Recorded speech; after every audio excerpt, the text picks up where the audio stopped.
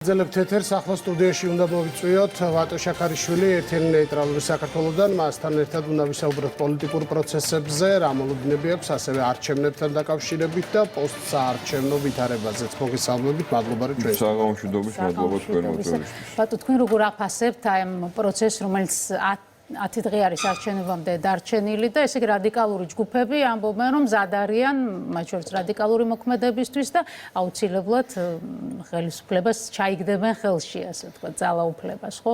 აი ესეთი განწყობა ისი მანიშნებელია? Ну ეს თარიღების ჩამოკიდება არახალი არის, 13 წელია ჩვენ ამას უყურებთ. შორს რომ არ წავიდეთ, აი შარშანდელ ხმამაღალ კამპანიას შეგახსენებთ, რომელსაც თაღლითი ხაზარაძის პარტია აწარმოებდა უკვე 10 დღეების თუ რამდენ დღეში დატოვებდა, გაიქცეოდა ქვეყნიდან ჭალებში ბიძინა ივანიშვილი, ჩამოიშლებოდა ხელისუფლება და ისინი მოვიდოდნენ საქართველოს ხელისუფლებაში. ზოგადად რევოლუციის განხორციელებას ჭირდება რამოდენიმე ფაქტორის, რამოდენიმე პირობის დაკმაყოფილება. ერთი ეს არის კრიტიკული რაოდენობა იმ ხალხისა, ვინც ითხოვს და მზად არის რევოლუციისთვის, რაც თავის მხრივ უნდა იყოს გამოწვეული ესეთი მკვეთრი სოციალური უკმაყოფილებით, ან სისტემური ადამიანის უფლებების დარღვევით, ან სხვა რაიმე ეგზისტენციალური პრობლემით და საფრთხით.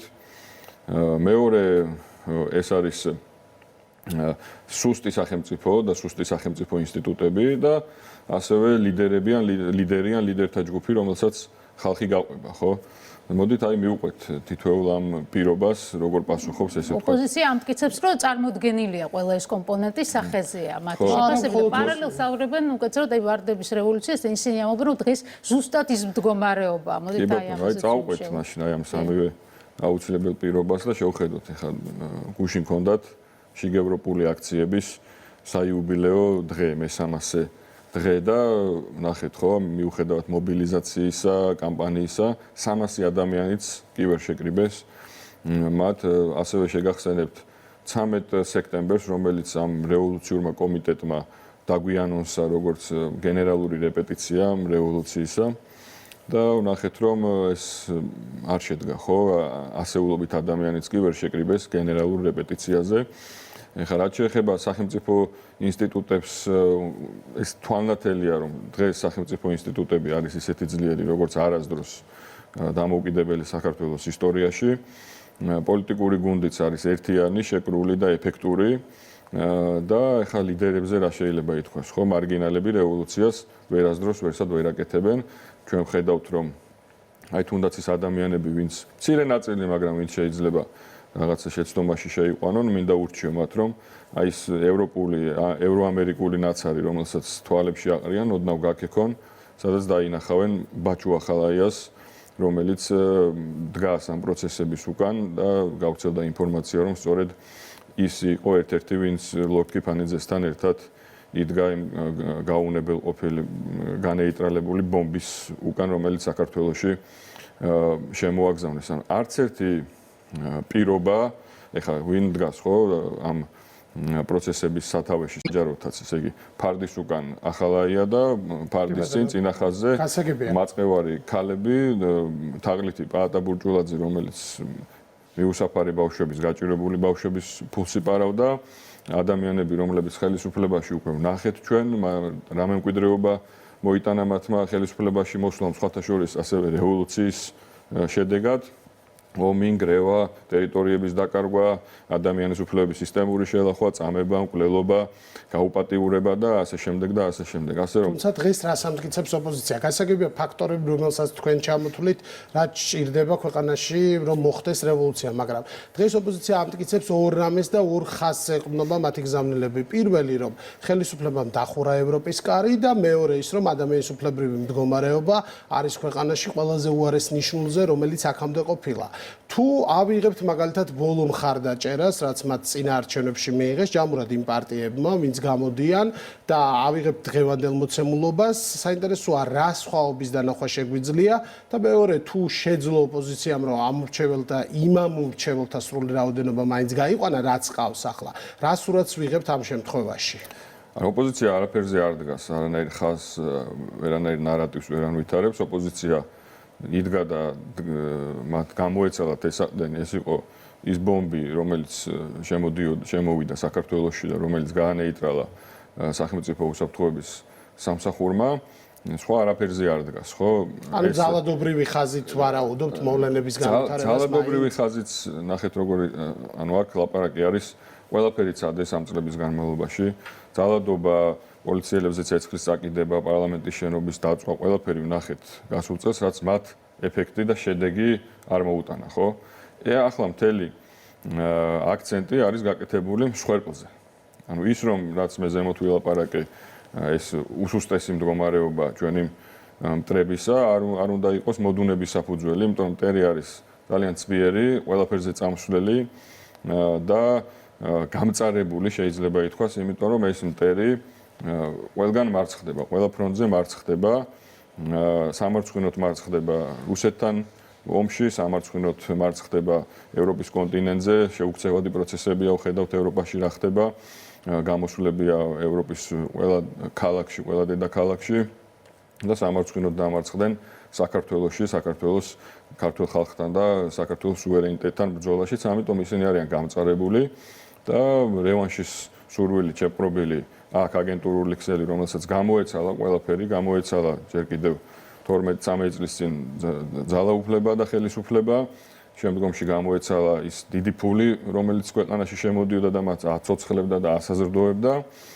და ეხლა ხედავთ რომ ეს პირდაპირ ადამიანების გამაუპატიურებლები ბაჩუახალაია 2025 წელსაც დგას და საქართველოში რევოლუციას გეგმავს. ეხლა ვისაც საგარეო მხარდაჭერის მნიშვნელობაზე ვისაუბროთ, რომლის იმედიც ოპოზიციას აქვს და საფუძვლიანად აქვს, იმიტომ რომ დაფინანსების მხრივაც როგორც ჩანს ეს ქსელი ჯერ კიდევ მუშაობს და საჯარო განცხადებების დონეზე ჩვენ აი მაგალითად უკვე ვახსენეთ დღევანდელ გადაცემაში, რომ ევროკომისიის პრეს-სპიკერი პირდაპირ ამბობს, რომ მხარს უჭერს 4 ოქტომბრის აქციას. მართლა ხა ძალადობრივიო ეს ნამდვილად არ უთქვამს, მაგრამ ყოველ შემთხვევაში არის ამ ჯგუფის მხარდაჭერი. ეს რამდენად იქნება ფაქტორი? ეს საგარეო ეს აღარ არის ძალა და ამას არ შეუძლია გადაწონოს ვითარება საქართველოში, იმიტომ რომ ქართულმა ხალხმა მათ შორის მწარე გამოცდილებით ისწავლა როგორ არ უნდა მოიქცეს.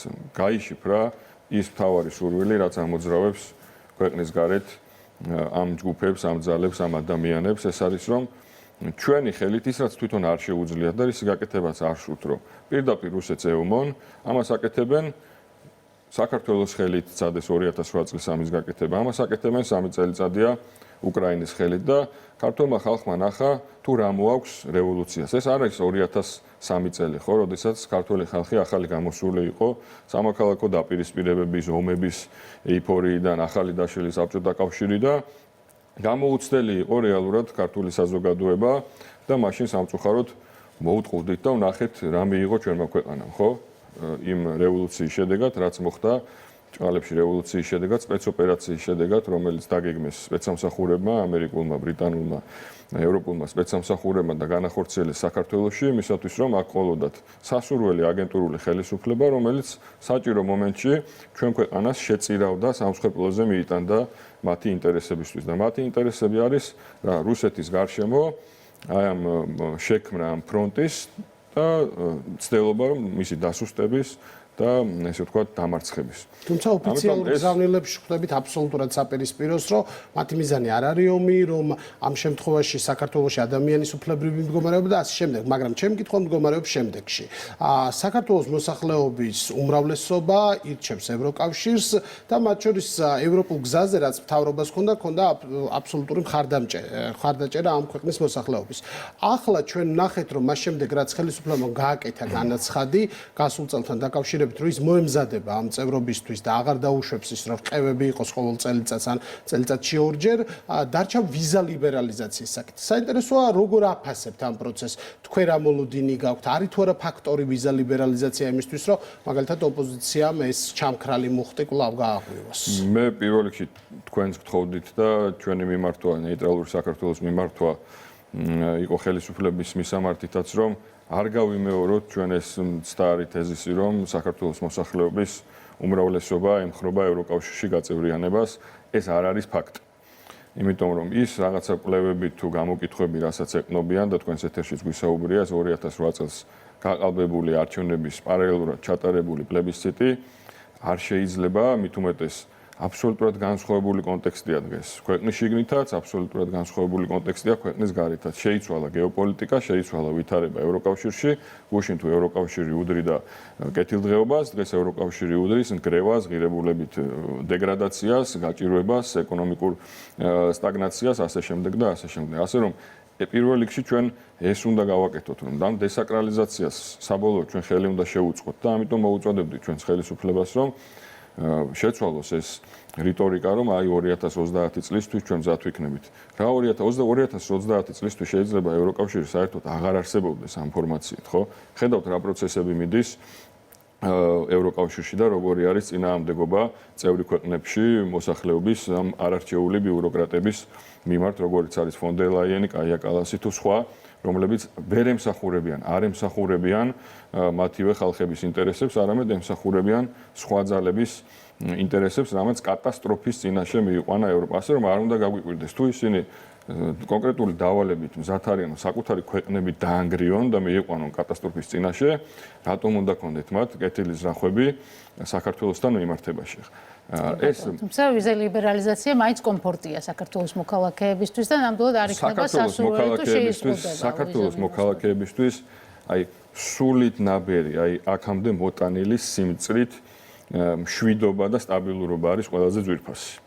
ჩვენ არ მივცემთ არავის საშუალებას, რომ აი ნაგოგმანები აქამდე მოტანილი მშვიდობა და სტაბილურობა, რაც ითარგმნება და საბოლოო ჯამში აისახება ეკონომიკურ კეთილდღეობაში, ეს ვინმე ხელყოს და ესე ვთქვათ, რამენაირად ამას საფრთხე შეუქმნას. ეხლა რევოლუციაზე საუბარი არ არის. აქ ერთადერთი საფრთხე არის ის, რომ აქ მოახერხონ სიტუაციის დესტაბილიზაცია და კიდევ ერთხელ ზიანი მიაყენონ ჩვენ ქვეყანას და მინდა უთხრა აი ყველას მივმართო აი თუ ვინმეს არ უნდა უნდოდეს ამ ქვეყანაში არევა, სწორედ ეს ადამიანები უნდა იყვნენ. იმიტომ რომ დღეს ჩვენ ქართულ საზოგადოებას და ქართულ ხალხის უმრავლესობას არ უნდა რომ ჩვენი ქმედება იყოს მაპროვოცირებელი და ამან რაღაც დაატრიგეროს პროცესების დესტაბილიზაცია, არევა და სამოქალაქო დაპირისპირება. მაგრამ თუ ისინი გადაკვეთავენ წითელ ხაზებს და თუ ეს იქნება უკვე მოცემულობა, რომ ვითარება აირება და მოხდება დესტაბილიზაცია. აი მაშინ რას აპირებენ, როდესაც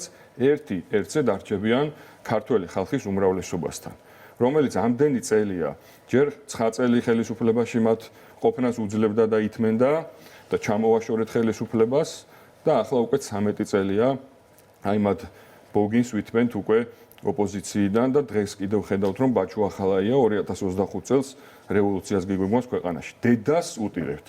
მათ უნდა იოცნებონ, რომ ისევ სახელმწიფომ, ისევ ქართულმა ოცნებამ, ისევ ძალოვანმა სტრუქტურებმა დაიცვას ისინი, თორე როგორც კი ისინი გადაკვეთენ წითელ ხაზებს.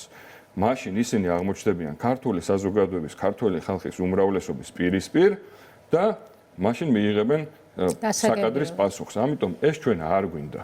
ეს ჩვენ არ გვინდა, ამდენი წელია ვითმენთ ცილისწამებას, შეურაცხყოფას, მათ აი ამ აღვირახსნილ ქმედებებს ჩვენ ქვეყანაში, ჩვენ ქალაქში ყოველდღიურად უყურებთ და ვითმენთ, იმიტომ რომ კიდევ ერთხელ ვიმეორებ, ყველაზე ძვირფასი მონაპოვარი არა ვიზა ლიბერალიზაცია, არა თავისუფალი ვაჭრობის შეთანხმება, ან სხვა რაიმე კავშირის წევრობა თუ წევრობასთან დაახლოება არის, არამედ არის მშვიდობა, სტაბილურობა, ეკონომიკური კეთილდღეობა, რამაც საბოლოო ჯამში უნდა მიგვიყვანოს ჩვენი ქვეყნის გამთლიანებამდე და აი ისეთ წერტილამდე, ისეთ ნიშნულამდე მიღწევამდე, საიდანაც ჩვენი ქვეყნის უკან დახევა შემდგომში რა ძალებიც არ უნდა იყვნენ, იქნება შეუძლებელი. ამიტომ ეს არის ყველაზე ძვირფასი და ამას გაუფრთხილდები და რა შეიძლება გააკეთონ მოქალაქეებმა. ხო, სახელმწიფოზე ვილაპარაკეთ, სახელმწიფო ინსტიტუტები არის, შეებადონ.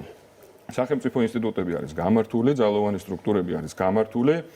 რა დგას ესე ვთქვათ, რა პასუხისგებლობა არის ჩვენ მხარეს, მოქალაქეების მხარეს, ხო, რომ მივიდეთ არჩევნებზე 4 ოქტომბერს და გავაკეთოთ, მივცეთ ხმა საქართველოს, მივცეთ ხმა მშვიდობას, სტაბილურობას, ეკონომიკურ კეთილდღეობას და არ დაუშვათ ამ ქვეყანაში, არ შევქნათ იმის ნიადაგი, არ უნდა ჩავთვალოთ ჩვენ, რომ აი ამ აბსოლუტური განულებული ოპოზიციის და ოპოზიციური პოლიტიკური პროცესის ფონზე არ უნდა ჩავთვალოთ, რომ უეჭველია ეს გამარჯვება და გარანტირებულია. ამიტომ ხალხი უნდა გამოვიდეს, აქტივობა უნდა იყოს, ჩვენ უნდა მივიდეთ არჩევნებზე და მოქალაქეობრივი ჩვენი წვლილი შევიტანოთ იმაში და კიდევ ერთხელ დაუკვეთოთ სახელმწიფოს, დაუკვეთოთ ქართული ოცნების ხელისუფლებას, რომ ამ ქვეყანაში დაამყაროს წესრიგი, კანონის უზენაესობა, თუ ვინმეს ხელი გადაუცდება, მას გაეცეს შესაბამისი პასუხი სამართლებრივი. მადლობა, ვატო, რომ გაგვიზიარეთ თქვენი მოსაზრება, ვატო შაქარიშვილი ერთიანი ნეიტრალური საქართველოს დამფუძნებელი იყო ჩვენი სტუმარი.